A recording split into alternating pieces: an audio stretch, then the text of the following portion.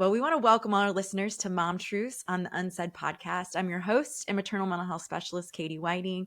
And today we welcome Jenny Case, who we are super excited to have come to the show to not only share a version of her mom truths and her story, but you wear so many hats. And from what I understand, and I'll let you introduce yourself, you are, of course, coming on as a mother, a partner, an author, a professor. So first I want to say, welcome, Jenny. We're so grateful to have you on today.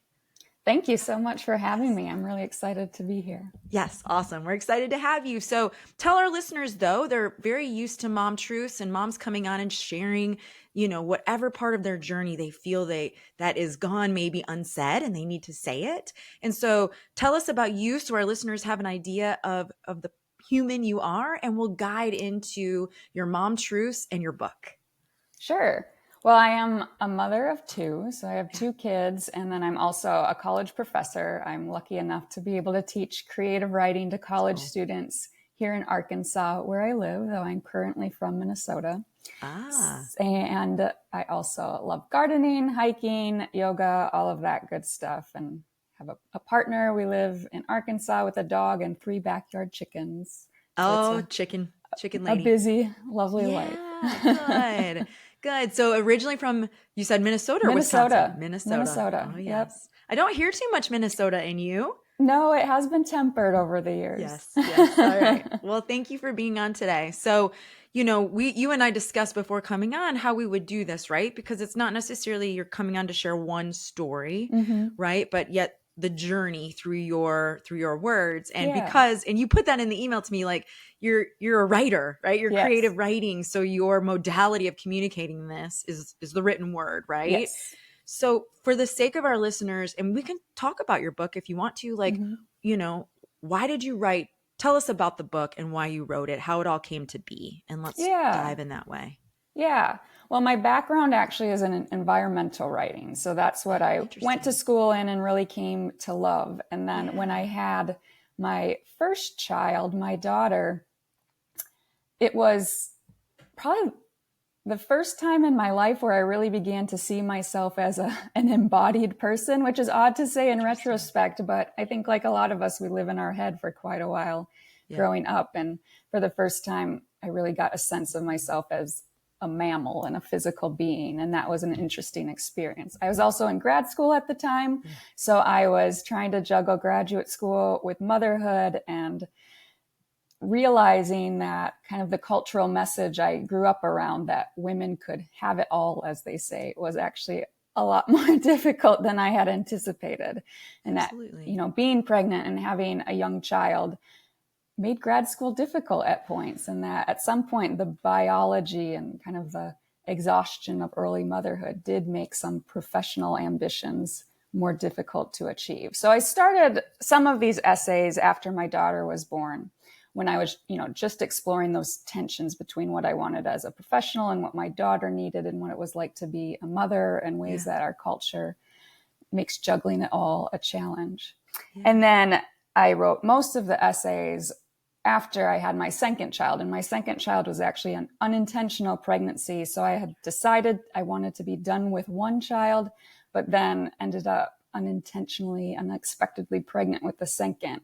And that was a really challenging experience for me because my husband and I disagreed over, whether or not we could handle 2 children or wanted 2 children. I was the one who didn't think we could handle 2 children. And so just the adjustment period to being unexpectedly pregnant and feeling like I had to move forward with this pregnancy, even though I didn't feel excited or prepared at the time. It showed me a lot about the complexities of motherhood, culturally and politically, and then personally. And these essays really were my attempt to unpack that experience and better understand some of these more unspoken experiences of motherhood. Yeah. Wow, that's beautiful. And that sums up your book so well, beautifully.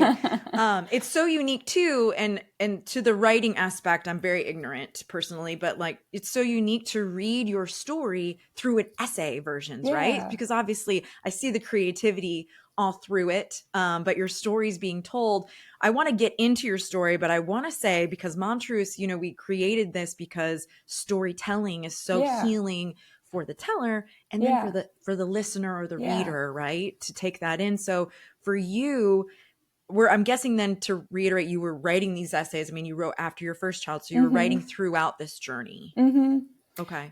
Yeah, I wrote a couple of them. The first 2 essays I wrote before I was pregnant with my son. And then there's one essay called On Contemplating a Second Child that I drafted while my husband and I were having these conversations about whether or not to have a second child. So writing has often been a way for me to process my thoughts and see them and be able to work with them a little bit. So I wrote that one then, but the rest of them I wrote after my son was born. Yeah. And tell me about, I'm putting the word healing out there, but I don't want to put that on you, but tell me what that was like. Was there healing in it? What aspect of that to get it out? It definitely helped me come to terms with my own experience and be able to understand my own experience. I think this isn't uncommon for writers, but sometimes I don't allow myself to feel my own experience until it's actually written down. So the writing process helped me kind of revisit complicated moments in my own motherhood journey and really feel them for the first time. And then sharing the essays with others has been very healing when they've been well received, right? And getting a sense that, oh, this actually wasn't that unique of an experience. And so many women have had complicated experiences of early motherhood, or, senses of, dissatisfaction or regret or just overwhelm even. And even though we don't talk about it that much, many of the emotions that I thought were unique to me were actually shared by almost all women, whether they voice that or not.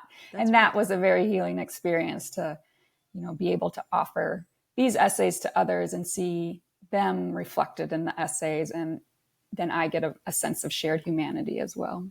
Yeah. Oh, shared humanity. I love that. Yes, absolutely. I wondered too, I was going to take it to that, like how much was it in just, it's one thing to write it down and feel it and live in it and lean into that again or for the first time, but then to share it with strangers, friends. I mean, how receptive, obviously I hear you saying like, people are like, oh my gosh, I get it. I felt that too. Has that been, what you've seen the most in sharing your essays? It really is. And I can say I was terrified to share some of these essays originally. There are 2 of them. One's called On the Silence of Regret, and it's about kind of writing and sometimes regretting the tasks of motherhood, right? Not my children, obviously, but I certainly have had moments, kids are sick for a week and it's hard to juggle everything. And I'm like, what would my life have been like if I didn't have to wash all these diapers and things like that? And I was at a writing conference once and 4 women, and an audience member asked the panelists who were all writing about motherhood if they ever kind of regretted how motherhood impacted their artistic lives. And the panelists all said, oh, never. No, we never have regretted motherhood. And internally, I'm like, well, there have been moments where I felt, that pressure and loss and grief, I guess, over the loss of time. And so I wrote this essay to try and explore those feelings and make space for those moments of regret or loss or grief. But I was terrified to share it because, I was worried people would read it and then say, oh, she regrets motherhood. What a terrible mother. Yes. Right. So I was really nervous, but I published that one in a journal called Literary Mama. And immediately people began to read it and share it. And it was probably one of the most shared essays I've ever written. And I got a lot of personal messages in response from women saying, oh my goodness, that's exactly what I felt too. And that was a really illuminating experience for me. Yeah, absolutely. And that, would you say, and this is maybe my mental health investigation coming out, but would you say like that fear's there to share?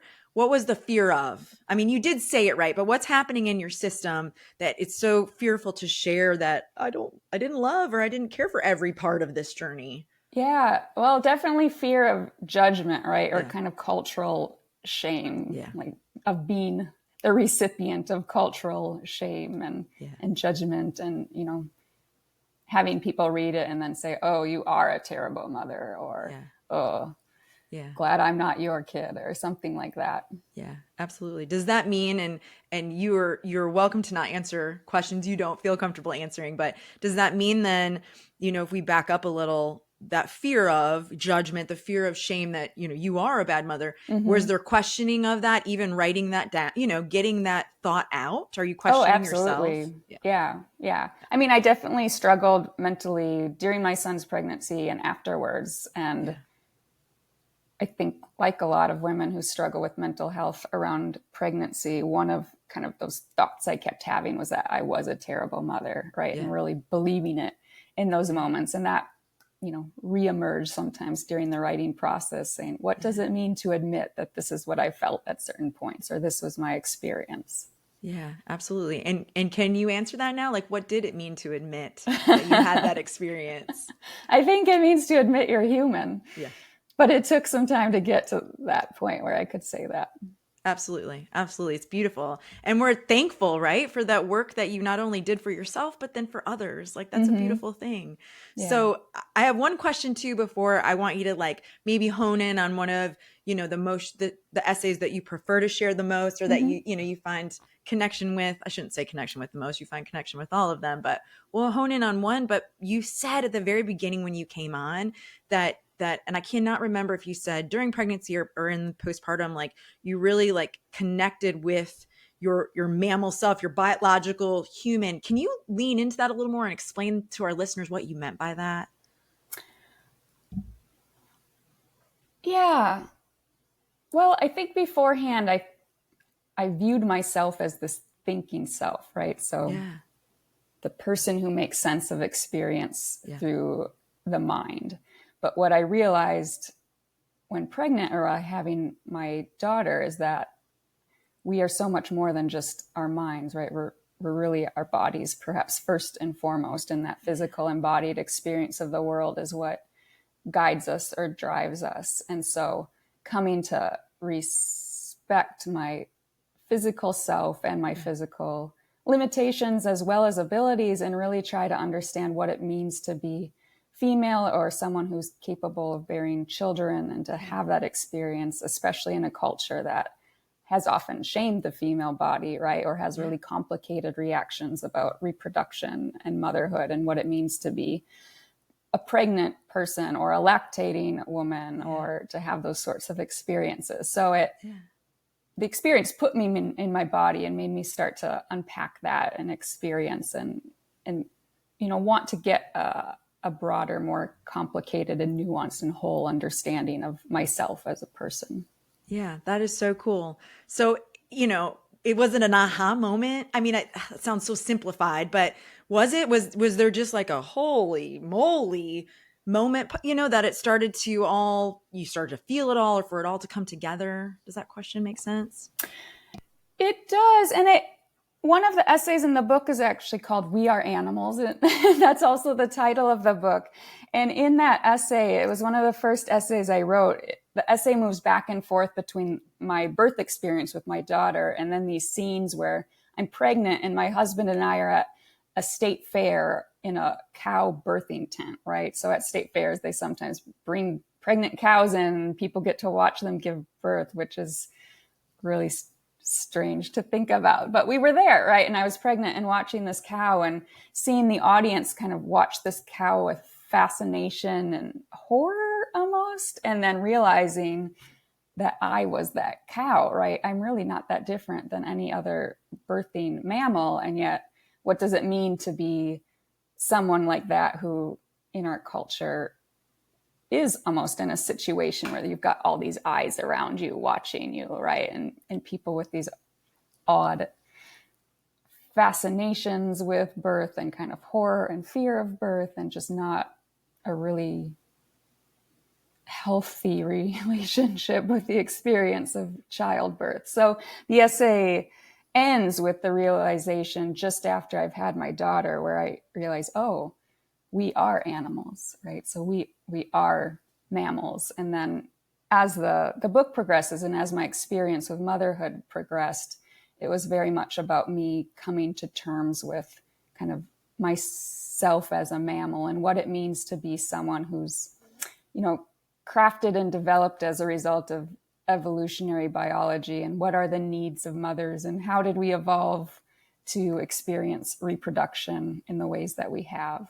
A lot of the book is actually about that conflict between evolutionary biology, right, and what we as humans, evolved in hunter-gatherer communities, expected, what our bodies expect in motherhood, and then ways that our contemporary culture limits that and makes it so difficult. That's awesome. So it and I would have never known that you're at a cow birthing experience. You don't know what will bring it all together. It had to be quite the not only a high, I know I use that word, but just a wild experience to all of a sudden really begin to have this. That sounds to me like more of a body-mind connection. All of a sudden you're not just this. Has that throughout the journey benefited you at all to have this new connection, or did it make it more difficult? I think both. Long term, it's definitely benefited me, and I'm grateful to have more of a body-mind connection than I did in the past. But it was a challenge at first, perhaps because I work in academia, right? It's not the only profession that does this, but academia is very much a community that values the cognitive more than the embodied some of the time. So realizing it, becoming more aware of how divorced we all often are from our bodies, and that was jarring. Yeah, I'm sure. It's unique because in therapy, right, for my mental health, that's what we teach. We teach, embody it. You're going to have the physical reactions. You need to lean into them, know that they're there, sit with them. And here you are. I lean back onto the cow experience, the cow birthing experience. They're having that mind body really take place, which can be shocking if you were definitely much more mind over body. Well, and also, I think for me at that point, and perhaps for many others, there are situations in life where the body isn't safe, right? Or where the body experiences, judgment or manipulation. And so it can be difficult to claim an embodied experience if in the past the body wasn't a safe place to be, or you're aware of a lot of cultural judgments about the female body, especially the birthing body, right? So it has both of those tensions, right? So becoming more embodied is certainly a good thing and a healthy thing. And yet it also means realizing and having to work with all those eyes on you. Absolutely. It's a very vulnerable state. Absolutely. Well, that part alone has been fantastic. And I think our listeners will absolutely, hear you there and hear where these experiences happen. And everybody's experience is so different. But tell me now, in the whole story phase, and whether we lean into one essay like we discussed or whatever, what do you feel today would be beneficial for you and for our listeners to hear in regards to your journey of motherhood? Well, I think one of the ways the book is unique is that it really delves into that emotionally complicated experience of an unintended pregnancy. And that's what I struggled with most as a mother myself. And what a lot of the essays lean into is, what is it to experience an unintended pregnancy, and one that you aren't excited about? And I wrote the essays because when I was pregnant, I couldn't find a lot of literature that was exploring unintended pregnancies in a way that felt real, right? And just open to the complexities of that experience. So I wrote to offer that to myself, right? And to other women who might be experiencing something different. Absolutely. So for myself and for our listeners, let's go with that, right? The unintended pregnancy and that specific essay, right? Tell me in your words, and I know you have in the written form, but that experience, and you hit it a little bit earlier, right? We talked about it a little bit before, but what took place there? What was life like when you discovered pregnancy, and what do you want us to know about that story? Well, I think when I was pregnant with my second child, I was often overwhelmed with that cultural message that women are should be excited about their pregnancies, right? Or should experience pregnancy with joy. And I remember actually telling a male writer once that I was writing about motherhood, and I was giving him a summary of some of these essays. And he was like, well, don't women experience pregnancy with joy? Isn't that like the best experience of your life? Right. And it's not for a lot of women for many, many reasons. And yet that message does exist out there.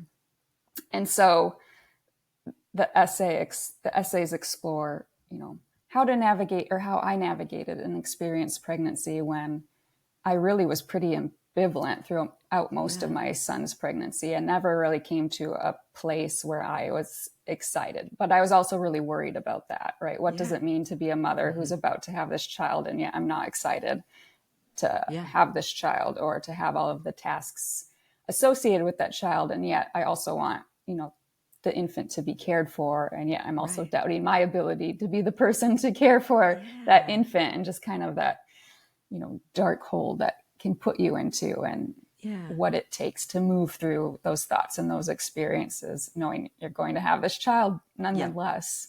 Yeah, it's coming no matter what. I mean, absolutely. So, and you can go into it or not as far as you want, but, for us, like, a lot of questions we get from our listeners is, then we get to the birth. So for you and that pregnancy experience, what was the birth like?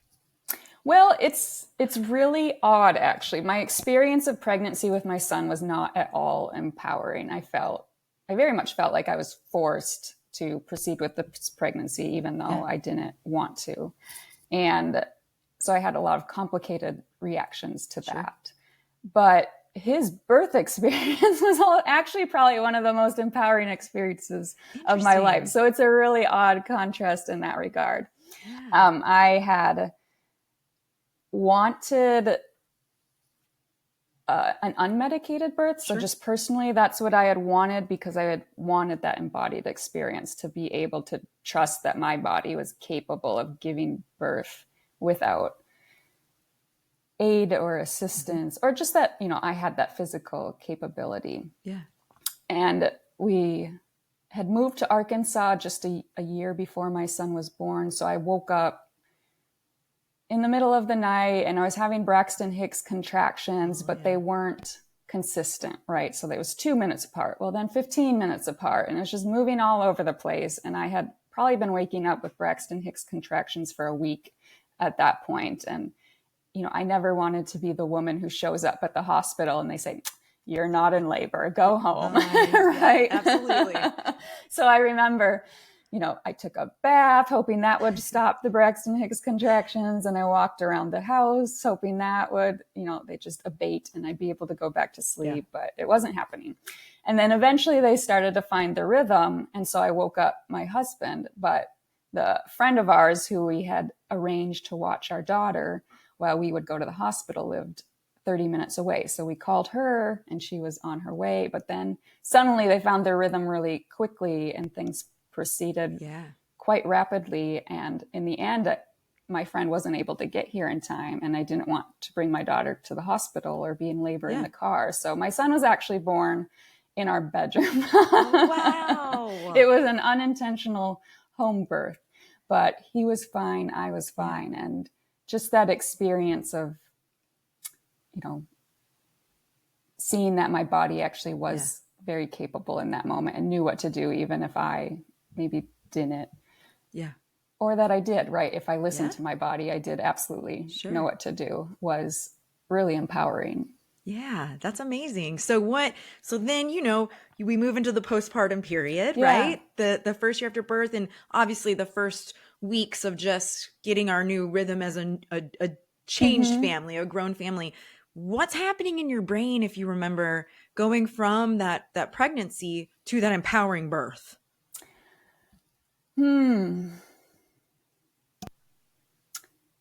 Well, as a writer, I was like, oh, I need to write about this someday. So that's going through my brain. But otherwise, I was pretty overwhelmed, honestly, with just the balancing of having a 4-year-old and then a newborn and how to manage all of that. And I do remember my daughter, her preschool she was in, they took attendance. And in that first month, we were late like 5 times. We were tardy very, very often because what it took to get these 2 kids ready. And one's a newborn who doesn't follow schedules, right? If he wants to nurse, he wants to nurse right then. Yeah. So it was just a kind of a foggy mess of trying to learn how to balance both kids and, maneuver through all of that. Exactly. Yeah. What is the reflection of that story you just told us now? I think that it was just complicated, right?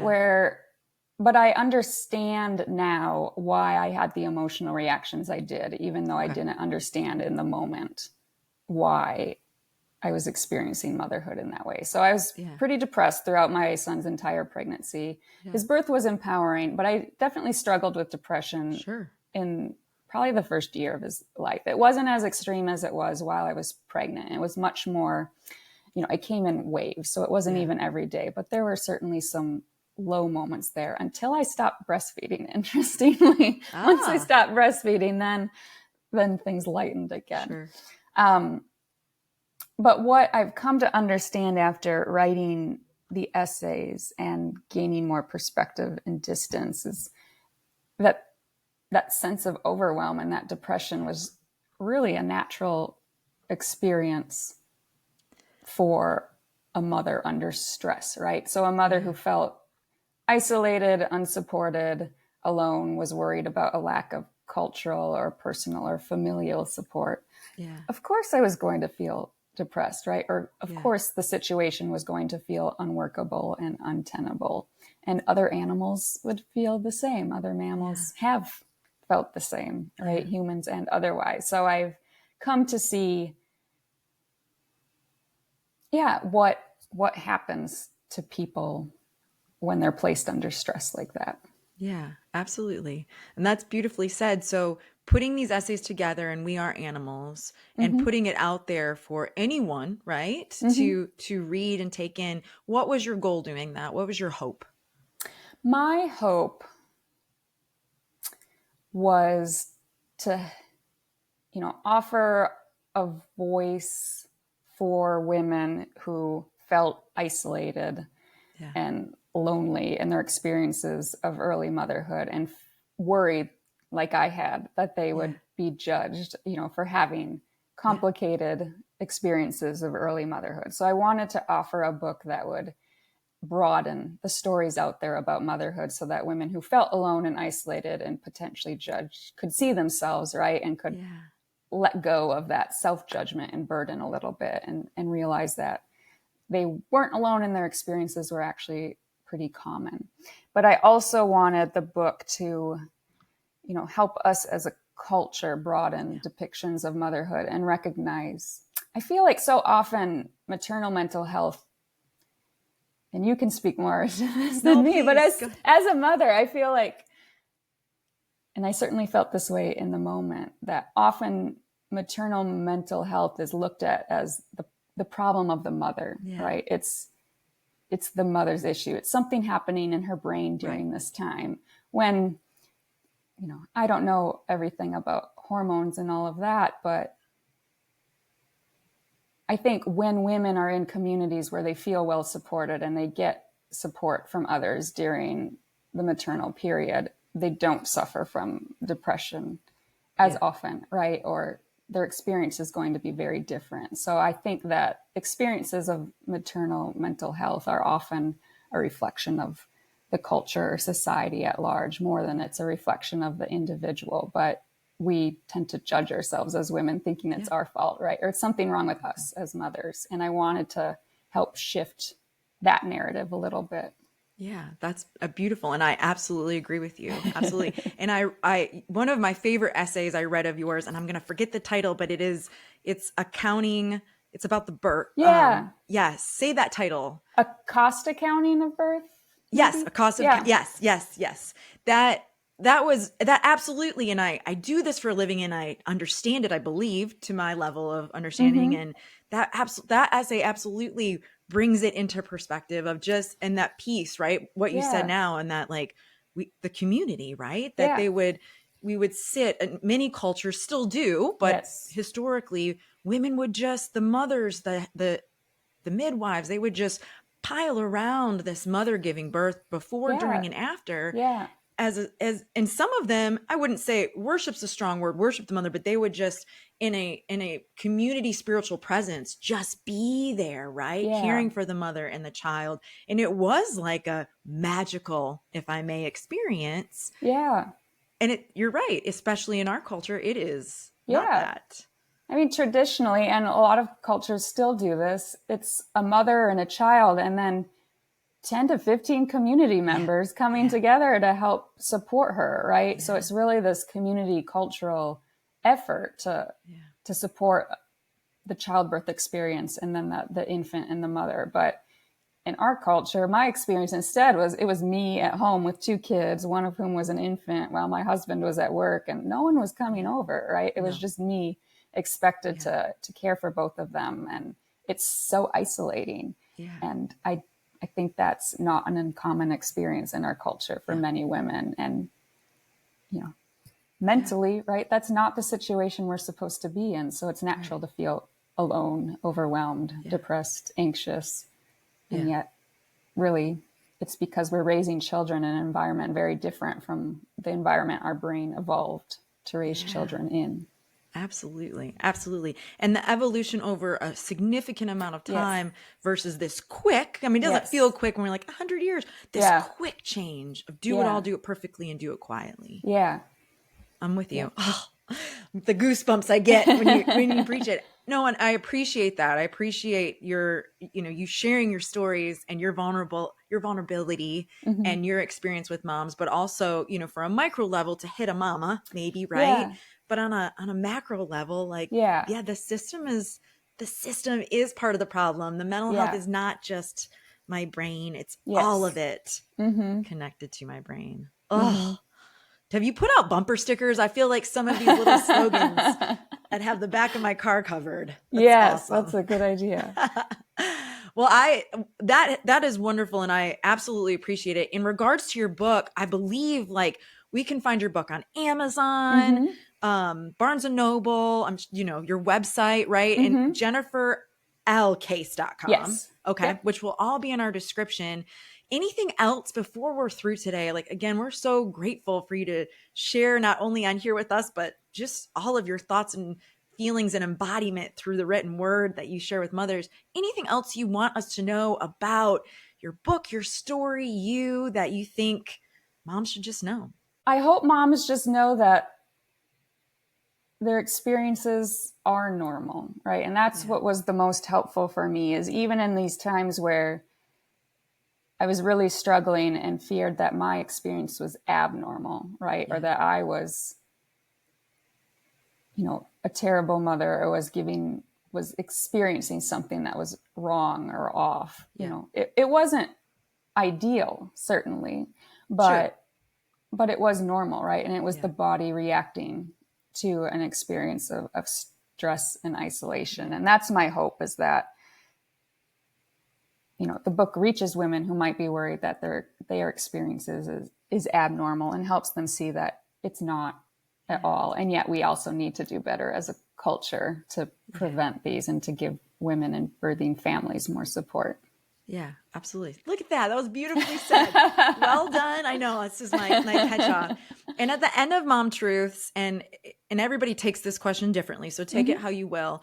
But, in neuroscience and mental health, we definitely believe that the brain believes what we tell it to believe. That's culturally, that's our own thoughts. And so we encourage humans, right, to tell themselves, right, I am good at this. I am great at this. And so we would like to know from you, if you're comfortable and you can ixnay it, what in your mind makes you a great mother?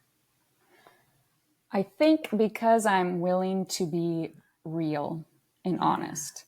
And one of the questions I get a lot, actually, with talking about this book is if I'm worried my kids will read it, because it does explore very directly, difficult experiences of early motherhood where I was depressed when my children were young. And the truth is, I hope they don't read it till they're in their 20s at least, right? Or are thinking about becoming parents. And I'll do my best not to make sure they don't read it before they're mentally and emotionally ready.